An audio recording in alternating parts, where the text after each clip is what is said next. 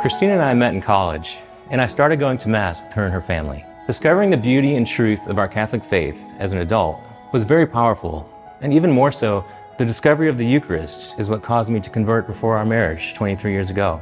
The Eucharist was a hidden treasure that no one had ever shared with me before.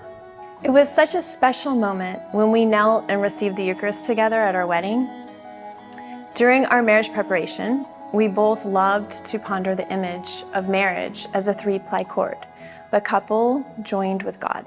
And it wasn't until the very moment of receiving our Lord together in the Eucharist that we would truly appreciate and understand that image. It was very powerful, and it brought me to tears. Over the years, we came to see how crucial the Eucharist is for our marriage. We are truly co-creators with God. Our family swiftly grew, and we always valued bringing our 5 children to Mass. Even when they were too young to receive, we believed that simply having babies or young children in the presence of the Eucharist was powerful and necessary for the life of grace within their souls. I am so thankful that God has called us to make Mass the top priority in our family life. I love the imagery of the Father acting as a shepherd and leading his family to the Eucharist. We have always viewed this life as a journey to heaven. The more we walk together on this journey, the better we are able to support one another in reaching our destination. Our family has been blessed to be part of God's missionary work, building the church of the presentation of our Lord. For us, the timing perfectly coincided with our family being ready to extend outside of our own domestic church. We could see clearly how the Eucharist links us all together as a community of little domestic churches. Our need for the Eucharist was amplified with the arrival of the pandemic.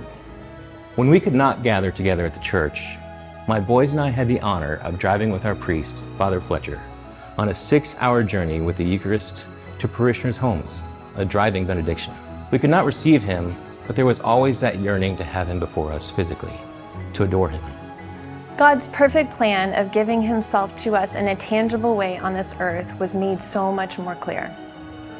The Eucharist compels us to be together as a community in a physical way and reveals our connection to the true vine. The Eucharist has also brought us a great comfort that in a tangible way we are connected to our loved ones that have gone before us. They are with us in the Eucharist every time we receive.